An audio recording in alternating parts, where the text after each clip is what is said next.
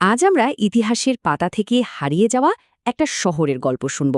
ভাবুন তো, এমন এক সভ্যতা যাদেরকে একসময় বলা হতো বর্বর, তারাই কিন্তু গড়ে তুলেছিল এক সুবিশাল মহানগর।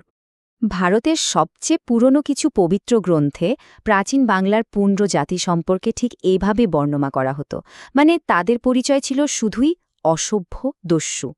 তাহলে প্রশ্নটা হলো, কি করে বর্বর বলে পরিচিত একটা জাতি প্রাচীন ভারতের অন্যতম সেরা একটা নগর সভ্যতা গড়ে তুলল? চলুন এই অবিশ্বাস্য উত্থানের গল্পটা জানা যাক। আর হ্যাঁ, তাদের মন্দিরের ধ্বংসাবশেষের ভেতরেই কিন্তু লুকিয়ে আছে এক অবাক করার রহস্য। পুণ্ড্রজাতির গল্পটা আসলে এক অবিশ্বাস্য রূপান্তরের গল্প, যা প্রাচীন সব লেখায় খুব স্পষ্টভাবে ধরা আছে।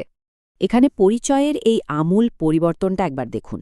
প্রথম দিকের গ্রন্থ, যেমন ঐত্রেয় ব্রাহ্মণে, তাদের দেখা হতো দস্যু হিসেবে, আর্য সমাজের বাইরের লোক হিসেবে। কিন্তু কয়েকশো বছর পর মহাভারতের মতো গ্রন্থগুলোতে তাদের পরিচয় পুরোপুরি বদলে গেল।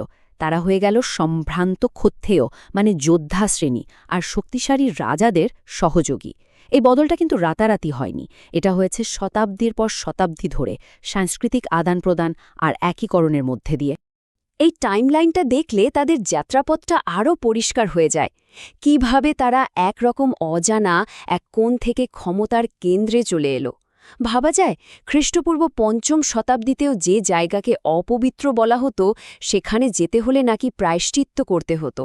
অথচ মাত্র কয়েক শতাব্দীর মধ্যেই মৌর্য আর গুপ্তদের সময়ে সেই পুণ্ড্রবর্ধনই হয়ে উঠল এক প্রধান প্রশাসনিক কেন্দ্র। পুণ্ড্ররাজি শুধু একটা রাজ্য গড়েছিল তা কিন্তু নয়, তারা একটা অসাধারণ রাজধানী শহরও তৈরি করেছিল, প্রাচীন বিশ্বের এক সত্যিকারের মহানগর। তো কি এমন বিশেষত্ব ছিল এই শহরের? আসলে প্রত্নতাত্ত্বিক যে প্রমাণগুলো পাওয়া গেছে, সেগুলো আমাদের এর বিশালতা আর ঐশ্বর্যের একটা জীবন্ত ছবি দেখায়। শুধু এর যে দুর্গ শহরটা ছিল, সেটার দৈর্ঘ্যই ছিল প্রায় ১.৫ কিলোমিটারের বেশি, ১,৫২৫ মিটার। আজকের দিনে বাংলাদেশের মহাস্থানগড়ই হল সেই জায়গা।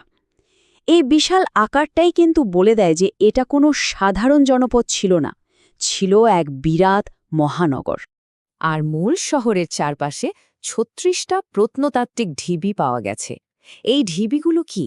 এগুলো আসলে পুরনো দিনের দালান, ইটের তৈরি কাঠামো, বাঁধ, এইসবের ধ্বংসাবশেষ, যা থেকে বোঝা যায় শহরটা কতটা বিস্তৃত ছিল। প্রাচীন গ্রন্থ অর্থশাস্ত্র বলছে, এই এলাকাটা ৪ ধরনের খুব উন্নত মানের কাপড় তৈরি আর রপ্তানির জন্য বিখ্যাত ছিল। এটা কিন্তু একটা দারুণ গেরাশমিশ অর্থনৈতিকতার লক্ষণ, যা তাদের সেই লুঠেরা পরিচয় থেকে একদমই আলাদা একটা ছবি তুলে ধরে।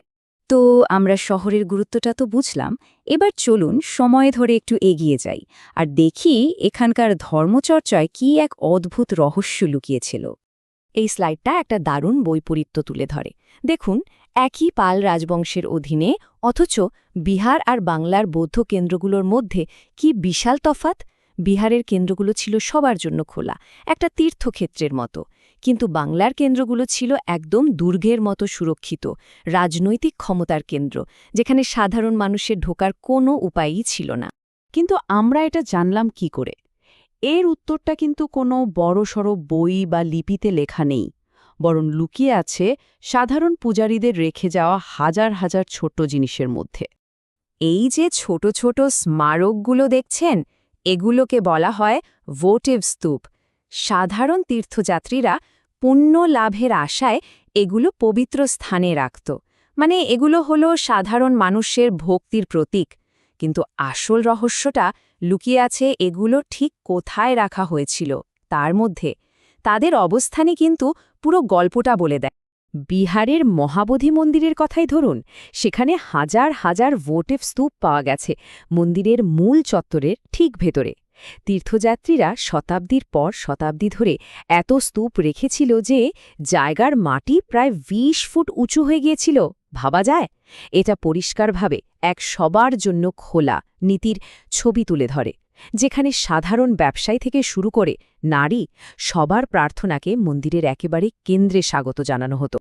আর অন্যদিকে বাংলার আন্টিচক মঠের গল্পটা একদম অন্যরকম। সেখানে যে ১৫০-র মতো ভোটিভ স্তূপ পাওয়া গেছে তার সবগুলোই কিন্তু মূল ফটকের বাইরে একটা আলাদা ঘেরা দেয়ালের ওপারে। মঠের ভেতরের চত্বরে একটাও নেই। প্রত্নতত্ত্ব থেকে পাওয়া বার্তাটা খুবই পরিষ্কার। বাংলায় সাধারণ মানুষকে দূরে রাখা হতো, তাদের ভক্তির অর্ঘ্য ফটকের বাইরেই রেখে যেতে হতো।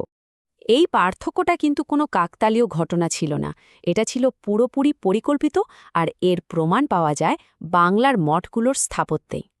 এই মঠগুলো শুধু প্রার্থনার জায়গা ছিল না, এগুলোকে বানানোই হয়েছিল দুর্গের মতো করে। গোল আকৃতির বুরুজ, বিশাল আর সুরক্ষিত প্রবেশদ্বার, প্রতিরক্ষার জন্য পরিখা, এমনকি গোপন ধর্মীয় আচারের জন্য মাটির নিচের ঘর, এই সব কিছু একটাই দিকে ইঙ্গিত করে।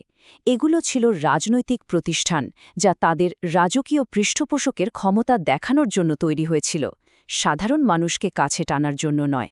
পুণ্ড্রবর্ধনের গল্পটা শুরু হয়েছিল একদল বর্বর হিসেবে পরিচিত মানুষের এক মহানগর গড়ে তোলার মধ্যে দিয়ে। কিন্তু সময়ের সাথে সাথে তাদের ধর্মীয় কেন্দ্রগুলোই হয়ে উঠল দুর্ভেদ্য দুর্গ। আর এটাই আমাদের একটা বড় প্রশ্নের সামনে দাঁড় করিয়ে দেয়। যখন বিশ্বাস একটা দুর্গে পরিণত হয়, তখন সেটা কি বিশ্বাসকে রক্ষা করে, নাকি তাকে সেই সাধারণ মানুষদের থেকেই আলাদা করে দেয় যাদের ওপর ভর করেই তার অস্তিত্ব টিকে থাকে?